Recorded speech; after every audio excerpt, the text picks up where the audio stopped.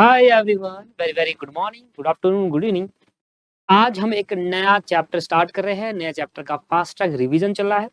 अगर किसी स्टूडेंट ने हमारा फास्ट ट्रैक वाला टेलीग्राम ग्रुप नहीं ज्वाइन किया है तो ज्वाइन कर लीजिएगा।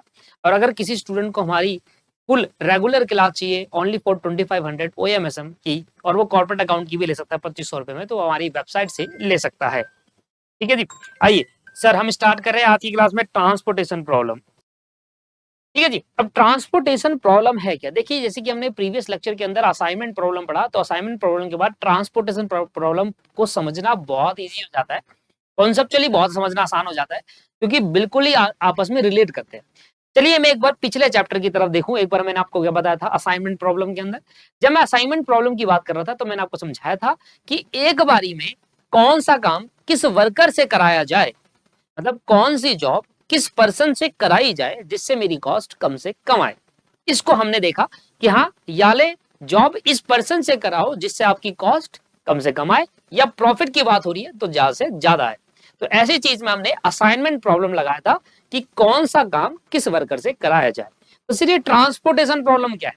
देखिए, ट्रांसपोर्टेशन का मतलब क्या है पहले वो समझते हैं, प्रॉब्लम तो बाद में समझिए। ट्रांसपोर्टेशन का मतलब होता है कि फैक्ट्री से गुड्स उठाए और शोरूम तक पहुंचाना, इसको कहते हैं ट्रांसपोर्टेशन। सिंपल सी चीज है भाई। मान लीजिए टाटा कंपनी कार बनाती है। अब कार उन्होंने बनाई। अब टाटा कंपनी ने कार तो मैन्युफैक्चरिंग प्लांट में बनाया होगा ना, फैक्ट्री के अंदर। तो क्या फैक्ट्री से आप जाओगे कार लेने, या शोरूम पे जाओगे टाटा के? टाटा के शोरूम से आएंगे। अब टाटा कंपनी को अपनी सारी कारें जो उन्होंने नई बनाई है वो शोरूम तक भिजवानी होगी, और उस भिजवाने को हम कहते हैं ट्रांसपोर्टेशन। क्या कहते हैं? ट्रांसपोर्टेशन। अब बात आती है कि ट्रांसपोर्टेशन प्रॉब्लम क्या है। ट्रांसपोर्टेशन प्रॉब्लम का कंसेप्ट है कि भैया फैक्ट्री है मेरे पास, यहां पर फैक्ट्री है और यहां पर मेरा है शोरूम। फैक्ट्री और यहां पर मेरा क्या है? शोरूम है। तो कह रहा है कि भैया देखो, ट्रांसपोर्टेशन प्रॉब्लम क्या है। देखो, भेजना एक ट्रांसपोर्टेशन है, गुड्स को भेजना, गुड्स भेजना एक ट्रांसपोर्टेशन है ना। सिंपल सी कहानी है, गुड्स मैंने भेजा, एक ट्रांसपोर्टेशन है। अब प्रॉब्लम क्या है? कॉन्सेप्ट है ट्रांसपोर्टेशन प्रॉब्लम। तो फिर प्रॉब्लम का है जिसकी वजह से ये टेक्निक, ये कॉन्सेप्ट लाया गया ऑपरेशन मैनेजमेंट के अंदर, ऑपरेशन रिसर्च के अंदर। देखिए, प्रॉब्लम ये आती है कि एक बारी में कितनी यूनिट ऑफ गुड्स भिजवाऊं जिससे मेरी कॉस्ट कम से कम आए। बस प्रॉब्लम यहाँ है। मैं 1000 यूनिट भिजवाऊं, मैं 2000 यूनिट भिजवाऊं, या मैं 100 यूनिट भिजवाऊं, तो एक बारी में कितनी यूनिट हमें फैक्ट्री से शोरूम पर भिजवानी है जिससे मेरी कॉस्ट कम से कम आए, या फिर अगर मैं बात करूं प्रॉफिट, वो ज्यादा से ज्यादा है।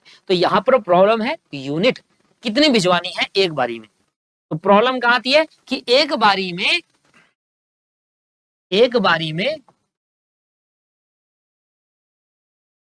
कितना कितना गुड्स या यूनिट भिजवाऊं जिससे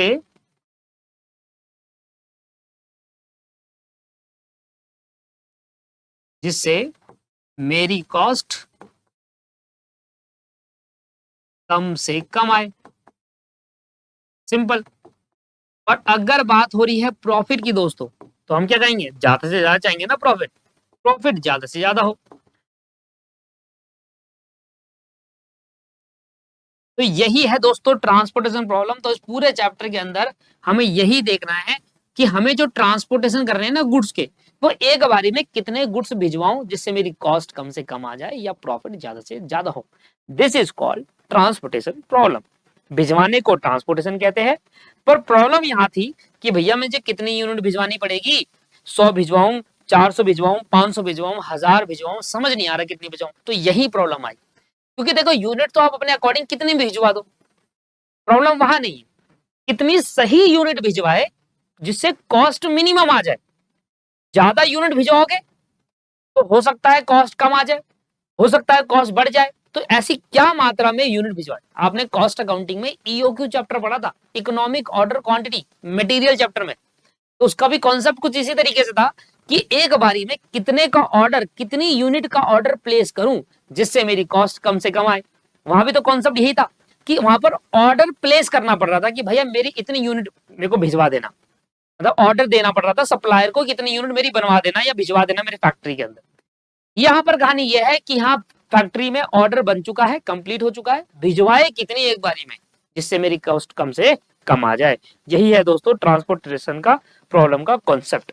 क्लियर हुआ जी आपको? चलिए, एक चीज इसमें और होती है दोस्तों कि हमारे पास कोई एक फैक्ट्री और एक शोरूम नहीं होता।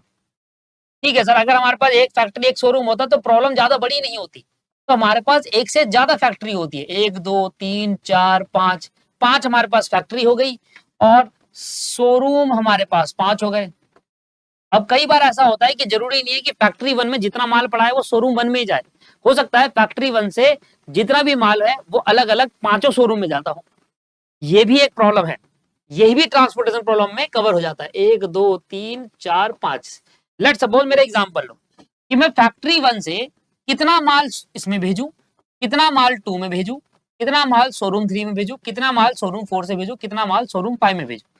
तो फैक्ट्री 1 में कितना माल मैं शोरूम फैक्ट्री 1 से जो गुड्स पड़े हैं उसमें से कितने गुड्स मैं शोरूम 1 में भेजूं, कितने 2 में भेजूं, कितने 3 में भेजूं। ये भी एक क्या है, ट्रांसपोर्टेशन प्रॉब्लम है। हमारे पास यही प्रॉब्लम हमें सॉल्व करनी है कि फैक्ट्री 1 से कितने गुड्स 1 में जाएंगे या सारे 1 में जाएंगे, या कितने गुड्स 1 में जाएंगे कितने 2 में जाएंगे, बाइफरकेशन कितना होगा फैक्ट्री 1 के गुड्स में से, या फैक्ट्री 2 में से 1 में जाना चाहिए या 2 में जाना चाहिए। वही सेम चीज जो हमने असाइनमेंट प्रॉब्लम में देखा था कि भाई वर्कर 1 को कौन सी जॉब दू, 1 दू, 2 दू, 3 दू, 4 दू जिससे मेरी कॉस्ट कम आ जाए। सिमिलरली फैक्ट्री 1 से कहां पर भेजू गुड्स जिससे मेरी कॉस्ट कम से कम आ जाए, 1 में भेजू, 2 में भेजू, 3 में भेजू, 4 में भेजू। तो इसी तरीके से दोस्तों ये वर्क करता है ट्रांसपोर्टेशन आपकी प्रॉब्लम। ठीक है सर, समझ में आ गया? तो हमें एक जगह से एक फैक्ट्री से कितने गुड्स भेजने हैं शोरूम में, वो प्रॉब्लम हमारी क्या होती है, ट्रांसपोर्टेशन प्रॉब्लम कहलाती है। चलिए, अब जैसे दोस्तों हमने देखा था कि हमारे पास कुछ प्रॉब्लम्स को सॉल्व करने के, असाइनमेंट प्रॉब्लम को सॉल्व करने के कुछ मेथड्स थे, स्टेप्स थे ना, देखा था हमने असाइनमेंट प्रॉब्लम को सॉल्व करने के कुछ स्टेप्स थे। सिमिलरली दोस्तों यहां पर भी असाइनमेंट प्रॉब्लम को सॉल्व करने के कुछ स्टेप, इसको हटा ही देता हूं ना, steps to solve transportation problem, transportation problem. इसलिए मैं ना इस चैप्टर असाइनमेंट प्रॉब्लम के बाद ट्रांसपोर्टेशन प्रॉब्लम कराना इसलिए मुझे सही लगता है क्योंकि मिलता जुलता ही है, मैक्सिमम पार्ट इसके मिलते जुलते हैं, पर नए तो आएंगे ही खैर, तो मैक्सिमम पार्ट इसका मिलता जुलता ही है इसलिए। चलिए, तो सबसे पहले स्टेप नंबर 1 हम देखते हैं कि स्टेप नंबर 1 क्या कहता है। पहला स्टेप कहता है कि आपको क्या करना है, एक मैट्रिक्स बनानी है, obtain a basic feasible solution. Chapter assignment problem से बड़ा है, ठीक है, इसके अंदर कंसेप्ट बहुत सारे हैं, तो हर कंसेप्ट का क्वेश्चन तो कराना ही पड़ेगा आपको चीजें समझाने के लिए। तो आपको एक बेसिक फिजिबल सॉल्यूशन आपको फाइंड आउट करना है और इसको फाइंड आउट करने के कुछ मेथड्स हमें दिए हैं, वो मेथड्स आपके पास है। जैसे कि मेथड 1 हो गया लीस्ट कॉस्ट मेथड। ये देखो, ये जो मेथड मैं आपको बता रहा हूं ना, ये पहले वाले स्टेप को सॉल्व करने के लिए है, बाकी स्टेप को सॉल्व करने के लिए नहीं। North west corner method, corner corner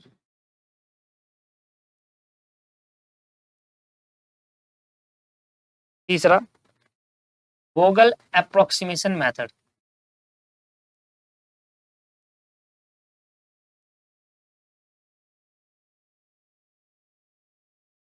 वोगल approximation method. तो ये पहला स्टेप को सॉल्व करने के 3 मेथड है, मतलब ये 3 मेथड नहीं है पूरी ट्रांसपोर्टेशन प्रॉब्लम को सॉल्व करने के लिए, ध्यान समझिएगा। पहले वाले स्टेप को सॉल्व करने 3 तरीकों से सॉल्व कर सकते हैं। फर्स्ट स्टेप मतलब पहला स्टेप आपको सॉल्व करना है तो तीनों में से कोई एक मेथड चुन लो, बस ये है। अब दूसरा मेथड अलग, दूसरा मेथड क्या है, दूसरा स्टेप अलग है। टेस्ट द सोल्यूशन,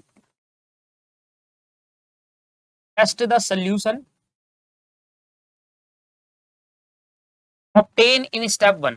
तो जो सोल्यूशन आपको स्टेप 1 में मिला ना, वो सोल्यूशन को आपको टेस्ट करना है। स्टेप 1 से जो सोल्यूशन मिला वो आपको टेस्ट करना है, उसको हम कहते हैं ऑप्टिमेबिलिटी टेस्ट। ऑप्टिमिलिटी टेस्ट कहते हैं इसको बेसिकली। तो ये आपको करना है। अब स्टेप नंबर 3 पे आ जाएंगे, उसमें क्या कहता है, कहता है इफ द ऑपरेशन, जो आपने ऑपरेशन करा, ऑपरेशन मतलब जो काम करा, जो स्टेप आपने करे कंप्लीट, उसको ऑपरेशन कहेंगे। ऑपरेशन ऑफ स्टेप 2, स्टेप 2 में जो आपने ऑपरेशन करा मतलब जो भी काम किया, suggest for non optimal solution, अगर वो सजेस्ट कर रहा है, हमें बता रहा है कि ये नॉन ऑप्टिमल है, ऑप्टिमल नहीं है, suggest for non optimal solution, वो हमें बता रहा है कि यार ये हमारा जो सोल्यूशन है ना वो ऑप्टिमल नहीं है, नॉन ऑप्टिमल है, मतलब सही नहीं है। ऑप्टिमल होता है बेस्ट, सोल्यूशन नहीं है। तो उस केस के अंदर then go for step number 4, then go for step 4, step 4 पे चले जाना। अगर आपको ये बताए स्टेप नंबर 2 को सॉल्व करते टाइम आपका सोल्यूशन अगर ऑप्टिमल नहीं निकला है, तो आप कहां जाएंगे, स्टेप नंबर 4 में जाएंगे। फिर आपको क्या करना होगा, ये जो बेसिक फिजिबल सोल्यूशन है इसको इंप्रूव करना होगा जिससे ऑप्टिमल आ जाए। तो हमें क्या करना होगा, स्टेप नंबर 4 में इंप्रूव करना होगा,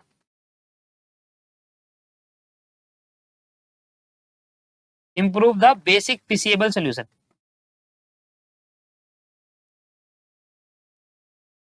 और मैंने आपसे पहले भी कहता हूं कि चैप्टर एंड आने तक आपको सारा कॉन्सेप्ट समझ में आ जाएगा, दिक्कत मतलब रिपीट, फिर रिपीट करो, स्टेप नंबर 2 3 4 रिपीट करते जाओ जब तक ऑप्टिमल सोल्यूशन ना आए। Repeat step number 2 3 and 4 until optimal solution is not obtained। Optimal का मतलब होता है बेस्ट। जब तक ऑप्टिमल सोल्यूशन नहीं आएगा आप रिपीट करते चलेंगे स्टेप नंबर 2 3 4 को, until optimal solution is obtained, जब तक ऑप्टिमल सोल्यूशन नहीं आए।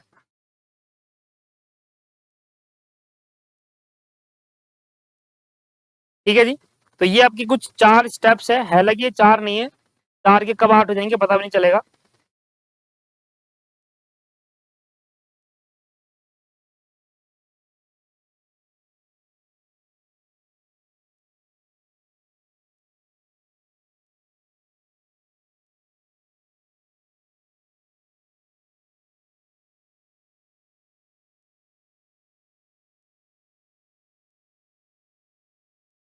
लिख लिया, चलिए। अब हम देख रहे हैं कि ये देखिए हमारे, ये तो हो गया हमारे पास स्टेप कि किस तरीके से हमें सॉल्व करना है। अभी जब मैं आपको कराऊंगा एक एक करके, तो हमें सारे तीनों मेथड से पहले स्टेप नंबर तीनों मैथ बेसिकली हमें तीनों मेथड से सॉल्व करना है। अगर हम लीस्ट कॉट मेथड से पहले चारों स्टेप सॉल्व करेंगे, फिर नॉर्थ वेस्ट कॉर्नर से करेंगे, फिर वोगल एप्रोक्सीमेशन मेथड से करेंगे, तो 3 मेथड तो है ही क्वेश्चन को सॉल्व करने के। ठीक है जी। अच्छा, तो ये तो कोई स्टेप होगा और ये स्टेप आपको ज्यादा बेटर अंडरस्टैंड होंगे जब हम एक क्वेश्चन करेंगे। तो अभी के लिए हम समझते हैं अगला जो हमारा पॉइंट है वो है कि भैया कितने टाइप की प्रॉब्लम हमें देखने को मिलती है, कितने टाइप की प्रॉब्लम हमें देखने को मिलती है। तो हमें 2 टाइप की प्रॉब्लम देखने को मिलती है, types of problem under transportation model. नहीं डालेंगे, types of problem under transportation model. Transportation model में टाइप्स ऑफ प्रॉब्लम देख रहे हैं।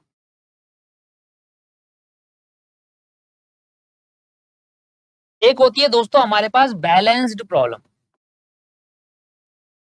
ज्यादा चर्चा नहीं करेंगे, सीधा सीधा डायरेक्ट बताऊंगा आपको कॉन्सेप्ट। बैलेंस्ड प्रॉब्लम,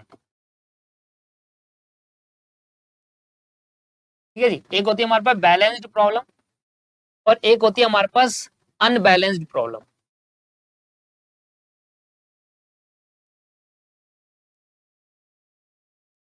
अब जैसे रो और कॉलम के बारे में तो आप समझ ही गए थे, मैंने पिछली वाले चैप्टर के अंदर आपको समझाया भी था क्या होती है रो और क्या होते हैं कॉलम, है ना।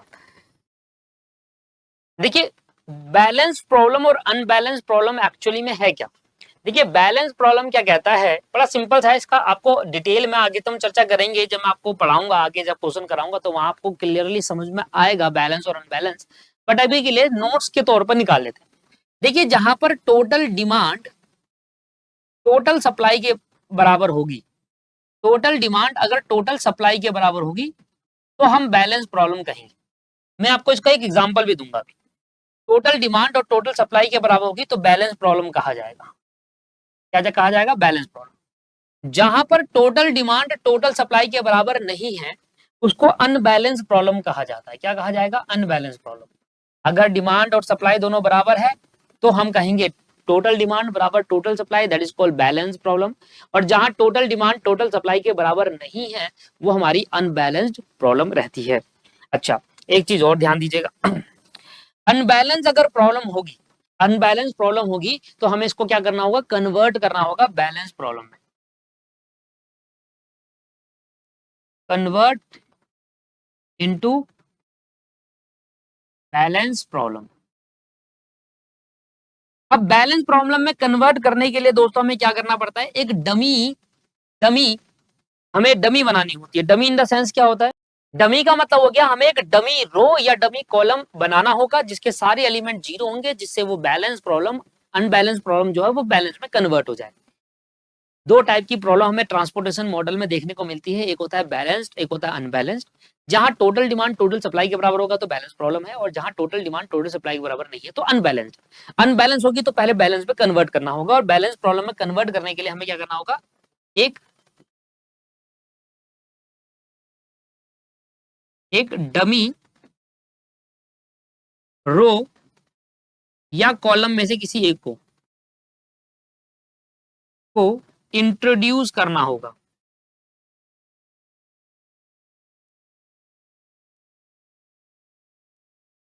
और उस डमी कॉलम या रो के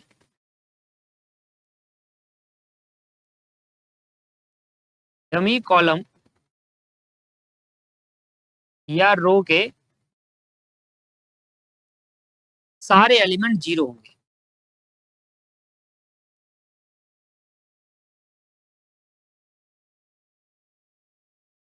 अब देखिए जीरो होने का पर्पज, जीरो ही डालने का पर्पज ये था कि बाकी जो नंबर्स है उन पे कोई इंपैक्ट ना पड़े।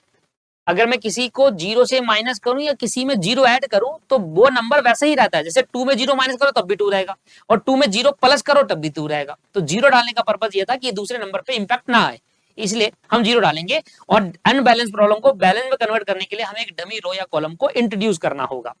जब हम ये प्रॉब्लम पे आएंगे ना तो मैं आपको अच्छे से और एक्सप्लेन करूंगा इसको, अभी तो बस एक बेसिक इंट्रोडक्शन है, बेसिक चीजें हैं।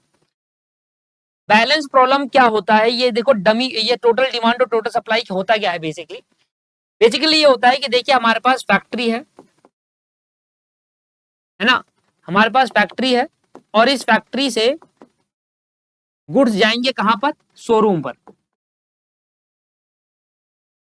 ठीक है जी। अब फैक्ट्री के पास शोरूम कहता है कि हमारे को डिमांड है 200 यूनिट की, मतलब 200 कार हमें बनाकर दो। ये डिमांड आ रही है कस्टमर से, मान लो टाटा का शोरूम है, वो कह रहा है भाई 200 कार बनाकर दो हमें, कस्टमर से डिमांड करे 200 कार यूनिट हमारी बिकने को रेडी है।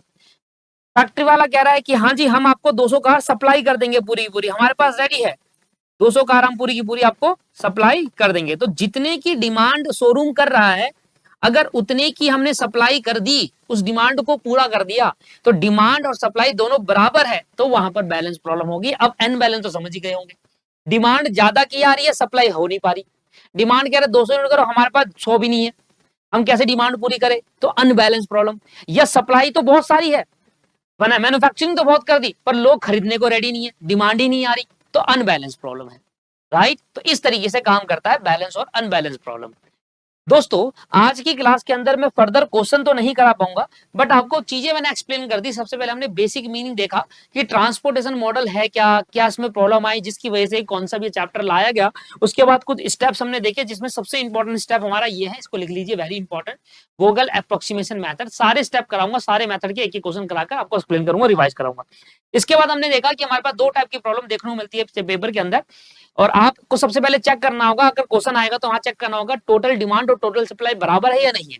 बराबर है तो ये आपके पास बैलेंस प्रॉब्लम आ जाती है, और बराबर नहीं है तो अनबैलेंस प्रॉब्लम आ जाता है। दोनों को सोल्व करना सिखाएंगे और तब जाकर ये चैप्टर खत्म होगा। तो हम मिलते हैं दोस्तों अपनी नेक्स्ट क्लास के अंदर। आज की क्लास को छोटी ही रखते हैं और नेक्स्ट क्लास में एक क्वेश्चन करेंगे जिससे पूरे कॉन्सेप्ट को समझेंगे। एक क्वेश्चन अगर आपने समझ लिया फिर के बाद तो जल्दी जल्दी हो जाएगा। थैंक यू दोस्तों वीडियो को देखने के लिए, और अगर आप हमारी रेगुलर क्लास लेना चाहते हैं तो हमारी वेबसाइट से भी ले सकते हैं, deepakclasses.org। नीचे आपको लिंक मिल जाएगा, ऐप से भी ले सकते हैं, ऐप का लिंक भी नीचे मिल जाएगा, और टेलीग्राम ग्रुप जरूर ज्वाइन कर लीजिएगा दोस्तों। ठीक, बाय।